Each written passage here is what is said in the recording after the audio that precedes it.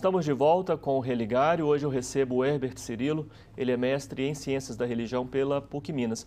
Nós estamos conversando sobre a experiência mística, a relação dessa experiência com a teologia e com a filosofia. O Herbert, no primeiro bloco, você mencionou várias vezes o pseudo Dionísio Areopagita. Quem foi o autor? Pseudo Dionísio Areopagita, ele é o autor de 4 tratados: Nomes Divinos, Teologia Mística, Hierarquia Eclesiástica e Hierarquia Celeste, e algumas cartas. Esse filósofo místico, teólogo, provavelmente foi um monge siríaco do século V, VI. Por que provavelmente?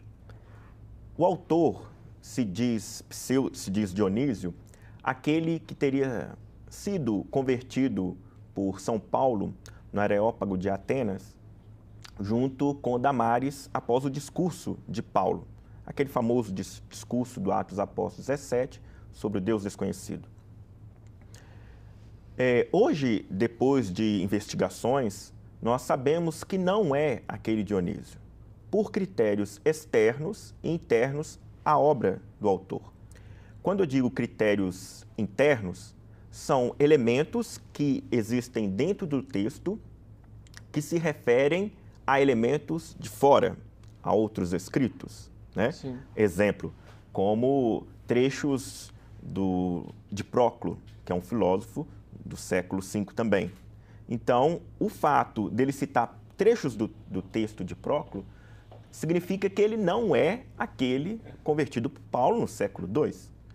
E critérios de fora também do texto que acabam aparecendo em Dionísio, como algumas orientações de liturgia que já eram daqueles concílios, algumas discussões que existiam na época em concílios, como heresias, né?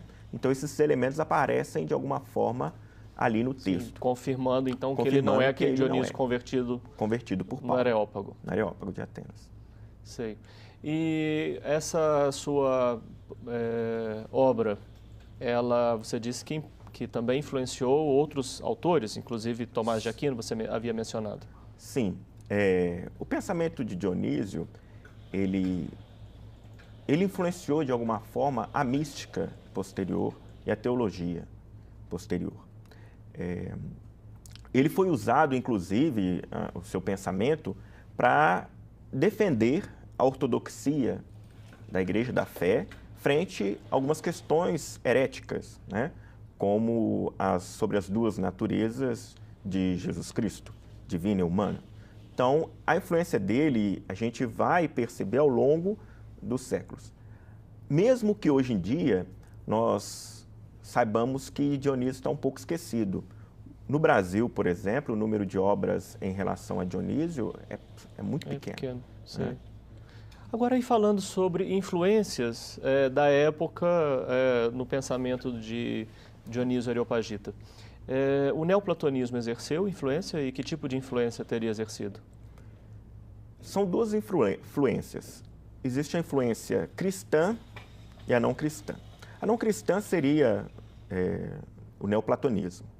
O neoplatonismo é aquele filão filosófico devedor do pensamento de Platão, dos platônicos. Então, este filão filosófico que surge e vai influenciar principalmente o pensamento filosófico a partir do século III, ele toma algumas coisas do pensamento de Platão e outras relabora, alguns conceitos. É tão interessante que esse pensamento neoplatônico vai ser como a base filosófica do pensamento de Dionísio e de uma mística marcada pela filosofia, né? Se a gente pensar em 3 formas de mística, como o padre Lima Vaz fala, uma mística mistérica, que tem uma influência mais grega, uma mística profética da revelação cristã e uma mística filosófica, se a gente pensar assim, a história da mística. Essa mística filosófica, ela vai ser influenciada e vai ter como matriz teórica esse pensamento neoplatônico. Por outro lado, a influência cristã, nós podemos, de várias influências que Dionísio teve, os padres capadócios, influenciará muito Dionísio, a linguagem, principalmente pela contribuição desses padres capadócios sobre a discussão da trindade, o conceito de pessoa e por aí afora vai. Sim. Especificamente, né? Qual é a influência do neoplatonismo? Que elementos assim diretos se observa nas obras do Dionísio Areopagita? A linguagem usada pelo Pseudo-Dionísio, ela é uma linguagem dos conceitos neoplatônicos. Vai retomar, por exemplo, a discussão sobre o uno, Deus como uno, como o bem, que é um conceito até de Platão, né? O princípio, o bem.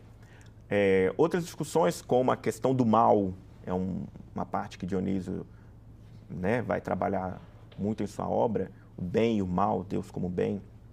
A linguagem metafísica, vamos dizer assim, ela está muito presente na obra de Dionísio. Sim. Né? E a questão da dualidade aparece? Sim, sim. A própria divisão que já é do encontro do cristianismo com a filosofia, principalmente platônica, né? A gente reconhece, assim que lê, quando a gente fala de hierarquia eclesiástica, que é uma hierarquia humana, né?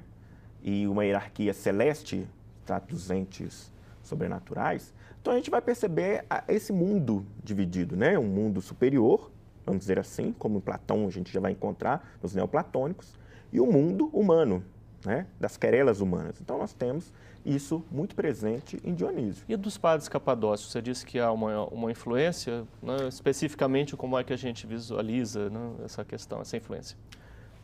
Como eu disse, essa discussão sobre a pessoa, sobre a trindade, ela está presente em Dionísio, né? Isso que já havia sendo discutido pelos padres capadócios. E o que eles dizem sobre a trindade? A grande questão que está entre os padres capadócios, eles vão contribuir, é sobre heresias, né? Sobre aquela questão de dizer que Jesus Cristo é Deus e homem, ou é humano e divino, né? Dionísio, ele vai pegar isso vai estar muito presente quando ele fala da pessoa. Por esse caminho que se dá a influência? Sim, há outras influências também do pensamento teológico, né? A teologia de Dionísio, ela é marcada por esses padres capadócios, né? E, ao mesmo tempo, esses conceitos vão influenciar também depois, vão servir como base para a teologia, para os concílios posteriores. Sim. Você também mencionou no primeiro bloco que autores contemporâneos repercutem algumas preocupações, alguns aspectos do pensamento de Dionísio Areopagita. Como, não é, que Dionísio, então, chega à problemática contemporânea? Existe alguma possível relação entre essa problemática da teologia apofática, negativa, de Dionísio na nossa época? Sim, como eu disse, a nossa tradição ocidental, ela priorizou muito o discurso afirmativo sobre Deus. Nós temos aí, como exemplo, as provas da existência de Deus. Tanto Agostinho, Tomás de Aquino, Leibniz, né, e por aí fora vai, até Descartes a gente consegue encontrar alguma coisa. Então, é a necessidade que tínhamos em dizer o que Deus é.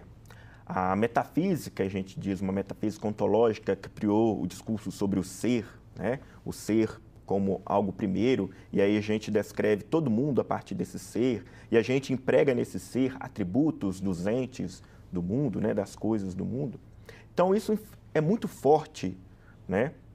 na nossa tradição. Isso implica até a moral. A nossa moral também é influenciada por isso. Nietzsche já vai dizer, né?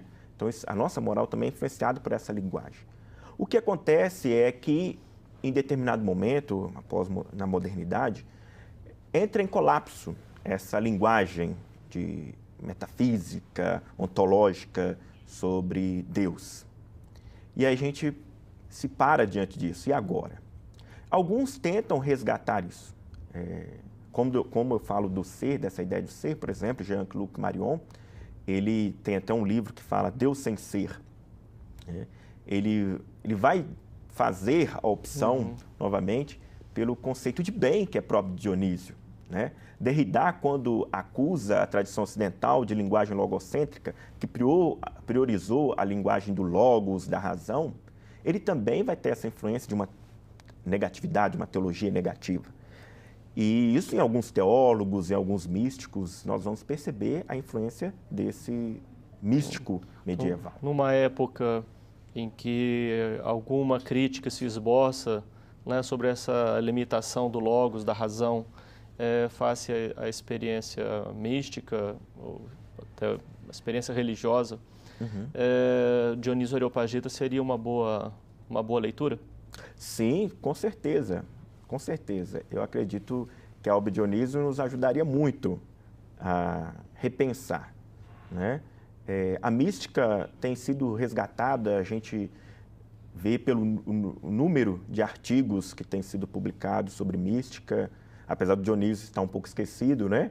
Mas da mística, os congressos, né? Simpósios, então mini-cursos sobre mística.